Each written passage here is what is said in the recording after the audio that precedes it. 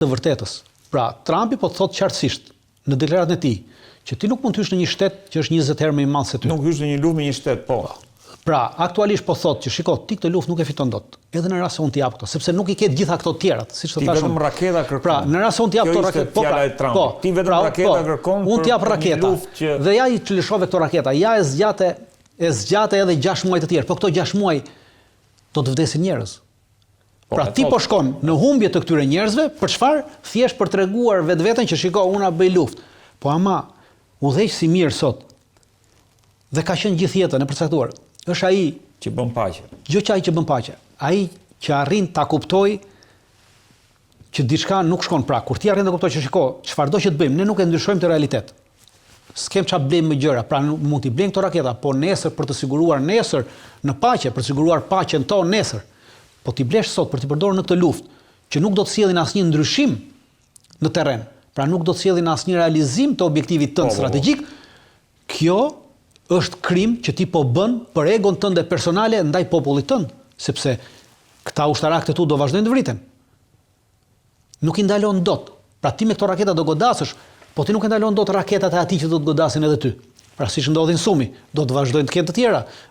Dhe numri i raketave që ka Rusia është më i madh se numri i raketave që mund t'i japin në këtë rast Amerika Ukrainës për t'i përdorur në këtë rast. Dhe kundër përgjigjja e rusëve do të jetë shumë më e madhe dhe numri të vdekurve si në radhë të ushtarakëve, edhe në radhë të civilëve do të jetë më i madh. Atëherë, kush e mban përgjegjësinë për numrin e këtyre të vdekurve? A duhet ta mbaj ky presidenti që thotë, shikoj se un po ti kem këto raketat unë fitoj luftën dhe po nuk e fitove luftën. Çfarë do bësh? A ka që 3 vjet që të paktën që 2 vjet që Zelenski thotë që po mi dhat këto armë unë do fitoj luftën. Po mi dhat këto armë do fitoj. Dhe çdo i është dhënë. Të gjitha armët që ka kërkuar janë dhënë dhe nuk kanë, jo vetëm se ka fituar luftën, po nuk kanë ndryshuar asgjë. Pra duke mos ndryshuar asgjë, tashmë a ka ardhur momenti që ky zotëria ti thrasit dhe ti vër gishtin kokës. Prit se nuk ndryshon asgjë. Pra ta ndalim luftën aty ku është. Të shpëtojmë jetë njerëzish. Të shpëtojmë jetë njerëzit dhe të shpëtojmë Ukrainën. Vazhdimësia e kësaj lufte, pra Trumpi po ju thot qartësisht. Dhe unë po çuditem përse Trumpi nuk po thot, "Ore njerëz, edhe Evropës nuk mund ta fitoni, ju a than një herë." Pra nëse mbani mend, pitese ju a tha. Ideja është rikthimi te kjo pikë, se sikur u harrua po pra ju a tha, Pete ju a tha, në konferencën me Niut ju a tha që nuk mundeni as ta rimerrni territorin, as ta fitoni luftën. Stopojmë këtu. Po si duket këta nuk e vjen mirë kur i thua realitetin. Problemi është realiteti dhe ai udhëheqës, ai lider, çdo lloj komandant që e kupton realitetin dhe që shpëton jetë njerëzish, dhe këto jetë njerëz ti përdorin nesër për paqen, ai është udhëheqës. Të gjithë të tjerët që e çojnë një popull në luftë duke ditur që lufta është e humbur, pra edhe kur e di dhe kur e shef dhe kur i bën të gjitha llogaritjet që lufta është e humbur, ai nuk është udhëheqës, ai është thjesht një kriminal. Dritan, ndërkohë Steve Witkoff paga shumë Sunday Times, më duket kanë nxjerrë një hartë dhe regjia duhet ta kemë atë hartën aty të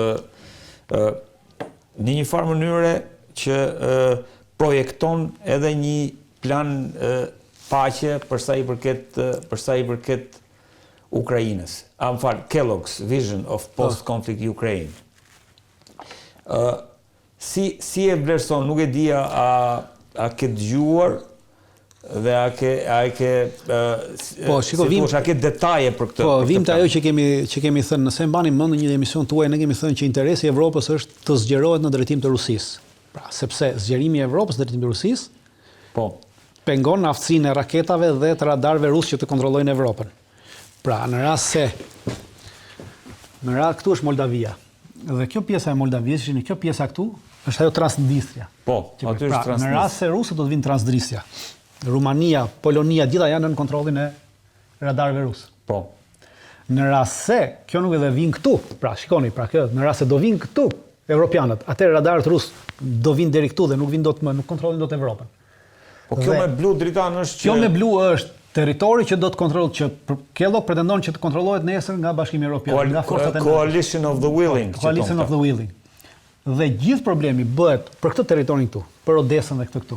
Pra nuk bëhet për këtë, sepse ky është territori banuar me katolik dhe automatikisht. Po, e diskutuar me polak. Mendoj që ajo që do pretendoj Polonia. Gjithë kjo është Odesa.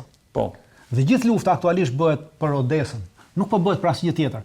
Ky territori këtu që i kanë lënë, që i është lënë vetëm ukrainasve. Ky territori ajo do i lihet Ukrainës në kuptimin. Po, ky territori sipas Kellogut vetëm kjo do i lihet Ukrainës, po edhe kjo në momentin që i lihet Ukrainës. Ky territori nuk do të mbetet me Ukrainës, për arsye se të gjitha këto territore, Sumi, Kharkivi që shihni juve, këto do të bashkangjiten në Rusisë nesër me një referendum. Pse do të bashkangjiten? Është shumë e thjeshtë. Shikoni pas një lufte. pas një lufte është një mizeri e tërë. Pra duhet ndërtuar, njerëzit nuk kanë të hanë, nuk kanë të bëjnë çmime dhe nuk ka kush do t'i mbajë këta njerëz me para, kush do t'i mbajë këta njerëz me bukë, kush do t'i mbajë këta njerëz me ushqime, kush do t'i mbajë këta njerëz me ilaçe. Kush do t'i paguajë pensionet e këtyre njerëzve? Nuk ka sot aktualisht Ukraina nuk ka kapacitete t'i mbajë dhe nuk paguan pensione. Mjekët nuk i paguan, arsimtarët nuk i paguan, sepse nuk ka kapacitete, sepse nuk ka para për t'i paguar, sepse nuk prodhon asgjë. Dhe nesër këta njerëz atëherë ku do ta shohin? Këta do ta shohin shpëtimin e tyre te Rusia, sepse Rusia të gjitha që ka marr, ju ka lidhur pensionet, siç i kanë pasur, ju ka njoftur dhe po ju jep pensione. Të gjithëve këtyre do japi edhe këtyre pensione. Do i rindërtoj sërish, do japi mjekësinë, do japin arsimin. Sepse këta janë rusofolës të gjithë. Po kjo është bën Ukrainën. Absolutisht që kjo është bën. Pra ideja e Kellogut është bën Ukrainën dhe kjo ka për të ndodhur. Ukraina që në fillim e luftës është, si më thënë, e dënuar të zhbëhet. Gjithë problemi është kush do të marrë kontrollin e Odesës. Prandaj po bëhet lufta. Lufta bëhet për kontrollin e Odesës, jo për këto territore. Për këto territore këto janë të mbaruara. Këto territore sot nesër pas luftës automatikisht do t'i bashkangjiten Rusisë, sepse nuk kanë zgjidhje tjetër për të mbijetuar. Është nevojë mbijetese. Nevojë mbijetese, sepse imagjinoni në këtë territor të Ukrainës, atëherë kush do t'i rindërtojë? Ta mirë në këtë territorin që kontrollohet nga këta do të rindërtojë Evropa, po në këtë territorin kush do të rindërtojë? Sepse në këtë territorin këtej nuk do të hynë, pra forcat evropiane nuk do të lejohet të hynë në këtë territor, sepse kjo do të jetë marrëveshje. Ky është lumi i Dnjepër, ëh? Ky është lumi i Dnjepër që ngjan. Pra, në këtë territorin këtej nuk do të lejohet të hynë forcat evropiane dhe normalisht nuk do të hynë këtej. Pra atëherë kush do t'i rindërtojë ta, kush do t'i mbajë ta? Askush. Pra do t'i lejojnë Ukrainës dhe aktualisht sot Ukraina kontrollon gjithë këtë territorin dhe në këtë territorin e sotëm Ukraina sot është shteti më i korrupt, pavarësisht janë luftë. Janë njerëzit më të korruptuar, pra sot aktualisht po të lexosh mediat ukrainase për çdo ditë ka arrestime drejtorësh, ka arrestime zëvendësministrash për arsye të korrupsionit. E fundit ishte para një jave kur një zëvendësministër i mbrojtjes dhe disa drejtorë kishin bler hotel në Kroaci, pra me parat që do të blenin ushqimet për ushtrinë e tyre, kishin vjedhur dhe kishin bler hotel në Kroaci dhe autoritetet Ukrainës arritën të zbulojnë dhe ja arrestuan. Pra imagjinoni se po nesër. E qartë. Pra kështë e mbaruar, prandaj them që thjesht po përshtypje Zaporizhja nuk qen nga te Rusia, se po shoh këtë hartën. Po pikërisht sepse këta mendojnë që mund të vinë, por bëhet Odesa edhe për Zaporizhën, por Zaporizhja nuk do të ajo e Kellogut të mbash Zaporizhën do të thotë që ky koalicioni të hyjë në luftë me Rusinë.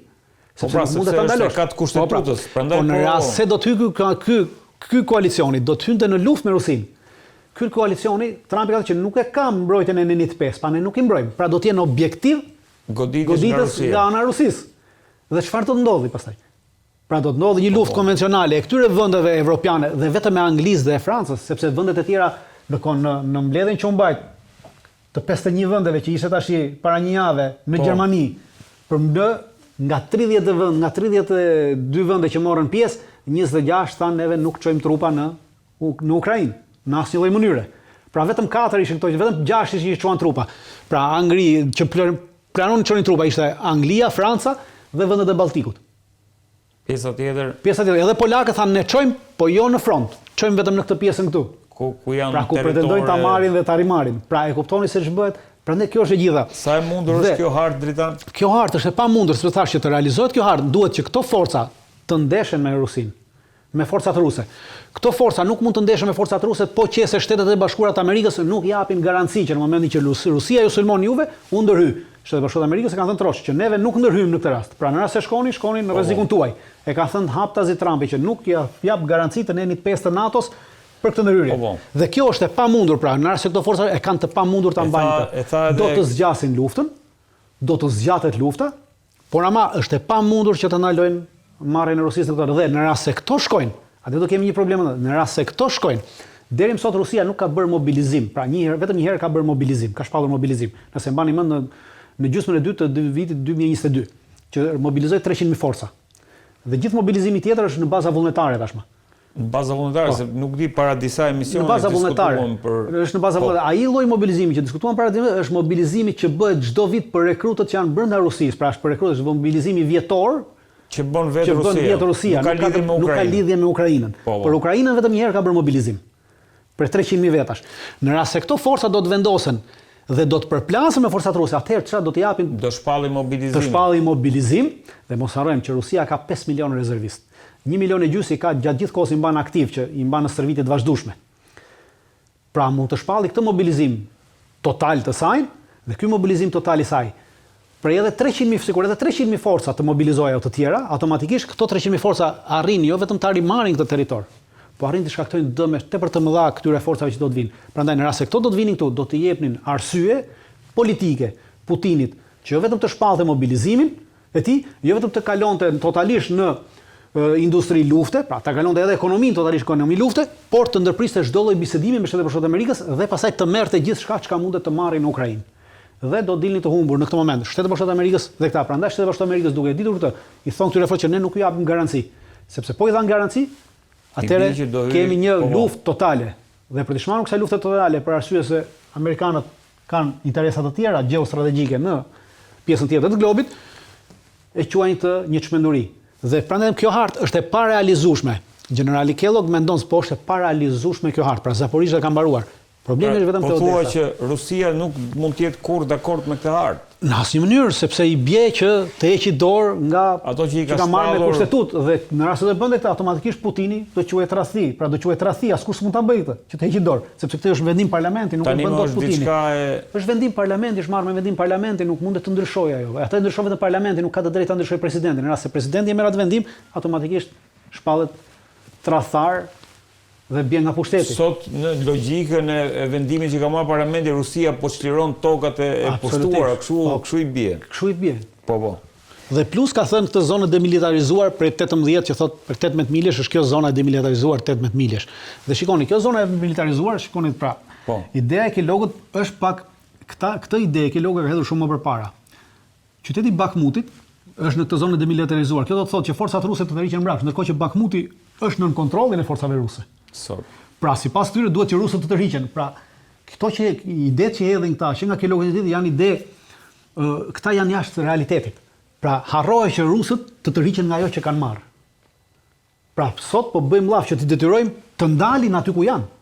Po jo të tërhiqen. Jo të tërhiqen nga ajo që kanë marrë është çmenduri. Pra pavarësisht se Kelloggu thotë, G.D. Vance në konferencën me New-York tha tekstualisht që harroni që Rusia të tërhiqet nga ato territore që ka marrë. Vazhdojnë ta thonë ata. Po, pra imagjinoni, udhëheqja e lartë amerikane e thot, tash i del një i dërguar dhe thot që plan që të tërhiqet. Tash ku s'ka më shumë. Pjesë e një marrëveshje po themi. S'ka marrëveshje, nuk tërhiqen rusët nga territoret që i kanë marrë.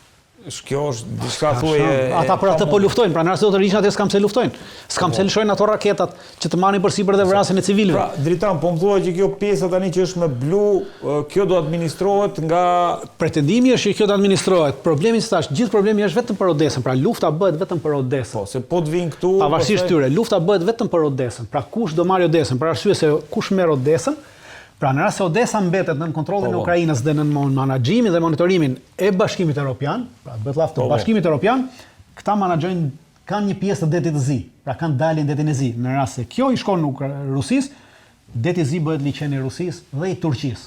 Ajo që kemi diskutuar. Pra liçeni i Rusisë dhe i Turqisë dhe këtu mbaron çdo gjë. E qartë. Të falenderoj, Dritan, tani kalojmë pak të disa çështje që dëgjova për një lajm që Rusia, domethënë, po kërkon të dërgojë armë bërthamore në hapësirë. E dëgjova, e lexova, e rilexova, po nuk arrita ta kuptoj, domethënë, se për çfarë duhen armët bërthamore në hapësirë. Është ri aktivizimi i një projekti të vjetër, ka qenë një projekt i vjetër rus në kohën e perestrojkës, që Rusia të ndërtonte disa satelit dhe në këta satelit të vendoste bomba bërthamore. Pra të vendoste bomba bërthamore në mënyrë që nëse në rast se i duhet godiste direkt nga sateliti të lëshonte bombën bërthamore mbi objektivin. Pa pas nevojë për ato raketa. Për raketa. Raketa është edhe ajo, po thjesht do vinte nga hapësira direkt. Dhe tashmë rusët e kanë parë dhe janë rikthyer sërish atij, normalisht në një stad. Nuk ka asnjë këtë, ëh? Jo, për momentin nuk e ka askush. Nuk është se kemi. Jo, nuk është. Se bashkuar për shkak vjen kanë armë bërthamore. Nuk ka askush armë bërthamore në hapësirë, nuk ka çuar askush dhe tashmë janë rikthyer sërish këtij projekti, normalisht në një stad më të zhvilluar sepse teknologjia e tashme me teknologjinë e sotme shumë ndryshime. Dhe kanë ecur shumë përpara në këtë projekt, pra në simulator kanë mbaruar komplet testimin në simulator i projektit i satelitit të gjithçka i mbajtjes i qendrimit dhe tashmë ata kanë hedhur hapin dhe kanë ndar fondin për ndërtimin e satelitit. Pra ka filluar ndërtimi i satelitit, por që nga ndërtimi deri te lëshimi i merr të paktën 2-3 vjet. Dhe kjo është edhe objektivi që ata kanë vetes që në vitin 2030, maksimumi në vitin 2030 ky satelit të jetë në orbit me 4 ose 6 koka bërthamore. Çka do të ndryshonte? Çka do të ndryshonte komplet, pra do ndryshonte. Unë nuk besoj që do ndryshonte ndonjë gjë të madhe, thjesht do të jepte një sfuqi akoma më të madhe Rusisë. Pra, aktualisht në këtë botën multipolare, Rusia po konsiderohet si fuqi. Ka qenë fuqi bërthamore, është fuqi bërthamore, po konsiderohet edhe si fuqi ekonomike, politike dhe ushtarake tashmë. Dhe kjo do të jepte asaj një dorë më të madhe, pra në ulje në këta 13, pra Amerika, Rusia dhe Kina, pra në këta 13 automatikisht kjo do kishte, në këta 13 do ishte një çik më lart tyre të dyve, pra sepse do kishte një kapacitet ushtarak. Do ta lejonte SBA-ja. Po nuk e ndalon dot, nuk është çështje për të ndaluar, se nuk e ndalon dot. Pra siç lëshon Shtetet Bashkuara të Amerikës satelit, lëshon edhe Rusia satelit, lëshon edhe Kina satelit. Pra është nuk kemi vetëm gjë që totalisht në mëshirën e aktualisht bota, atëherë kemi një bota aktualisht është në mëshirën e fatit, është në mëshirën e këtyre njerëzve, të cilët kanë bomba nukleare, pra të këtyre 3 njerëzve. Dhe të cilët kanë këto bomba nukleare dhe mund t'i lëshojnë në çdo kohë. Është në mëshirën e këtyre, të 3-ve, por ajo që mban janë këto marrëveshje. Prandaj po them që këto mund të ndodhin, por në vazhdimin e bisedimeve që kanë amerikanët me rusët, unë mendoj që do të rishikohen këto traktatet e bombave bërthamore, traktatet e përdorimit të tyre, traktatet e vendosjes të tyre, pra janë pjesë e këtij projekti. Janë pjesë e arkitekturës së re të sigurisë, dhe kjo është ajo që nesër një marrëveshje midis këtyre vendeve do t'i reduktojë, por normal që këto marrëveshje shkojnë me marrëveshje anësore, pra si kemi, pra unë heq dorën nga kjo, ti hiq dorën nga kjo, unë pra kiet parasysh si shkojnë këto çështje teknike dhe ndaj edhe marrin gjatë dhe marrin kohë. Dhe unë besoj që kjo lloj marrëzie do të ndalet pas këtyre marrëveshjeve. E quaj marrëzi sepse çdo lloj sateliti ka një kohë të caktuar të qëndrimit. Pra të gjithë llojet e satelitëve që lëshojnë kanë një kohë të caktuar të qëndrimit në ajër, në hapësirë. Është si punë sepse fundit janë hekura. Pra është si punë e makinës, edhe makina është hekur. Por ama ka një kohë, ka një limit dhe i thyet çdo lloj pjesë i mbaron limiti i konsumimit, për shembull është kaq mi orë. Po. Dhe mbaron, edhe sa i mbaron, dhe kur ti mbaroj atëherë çfarë do ndodhi? Sepse me këto koka bërthamore. Po, neve po llogarisim që me këto koka bërthamore sot ata kanë llogaritur që në rastin e vëmës satelit sot i kemi kapacitetet që në momentin që vjen fundi i qëndrimit të këtij sateliti në hapësirë, të çojmë një satelit tjetër dhe t'i zhvendosim kokat bërthamore. Por ama me fuqinë që ka sot, po nesër mund mos e ketë këtë fuqi Rusia. Pra mund të përfundojë siç përfundoi në vitin 91, 92 që s'kishte masë lloj gjëje. Dhe atëherë këto çfarë do ndodhi me këto? Këto mund të bien, dhe në rast se bien, ku do bien? Prandaj them që është një lloj çmendurie që po shkon njerëzimi dhe besoj që kjo çmenduri të ndalet mbi bazën e këtyre marrëveshjeve. Prandaj çdo lloj veprimtarie tjetër që lidhet për pengimin e këtyre marrëveshjeve, siç tham, pra veprimtaria mediatiko-religjioze që po përdoret për të prishur marrëdhëniet ndërmjet Rusisë, marrëdhëniet e rigjeneruara tashmë ndërmjet Rusisë dhe Amerikës, është një gabim total sepse do të na çojë në një çmenduri, do ta çojë botën drejt shkatërrimit më të shpejt se sa ne mendojmë. Prandaj them që duhet ndërprerë çdo lloj veprimtarie e tillë dhe duhet lënë hapësirë këtyre vendeve të bisedojnë dhe të fusin edhe këto pjesë e bisedimeve tyre në mënyrë që nesër mos të shkojmë drejt një shkatërrimi të sigurt.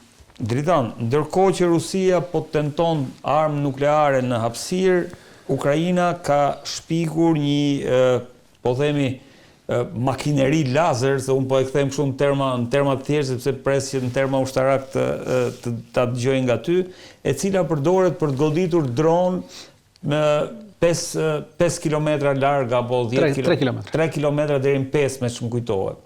Po, është një lloj arme lazer që përdoret për të goditur dronët, nuk është e re, nuk është pikë e re, është e kopjuar. Për herë të parë këtë e kanë bërë izraelitët, pra izraelitët kanë prodhuar që 2 vjet e gjysmë një armë të re. Regjia duhet ta kem këtë lazerin, besoj. Janë izraelitët që kanë prodhuar për herë të parë këtë lloj arme lazer për goditjen e dronëve, edhe ata dy e kanë të diku rreth 5 kilometrash, pastaj për herë të dytët e kanë përzimin e këtyre dronëve e kanë bërë iranianët, një lazer të tillë. Edhe ai është me diku rreth 1 kilometër e gjysmë, jo, nuk është era e parë njerëzim dhe aktualisht kemi një luftë, janë edhe rusët, edhe ukrainasit kanë qenë në një garë për prodhimin e gjë të tillë, edhe rusët e kanë një armë të tillë, e kanë në fazën e testimit, edhe ukrainasit e kanë bërë më përpara, pra kanë dalë dhe thonë kemi kaluar fazën e testimit.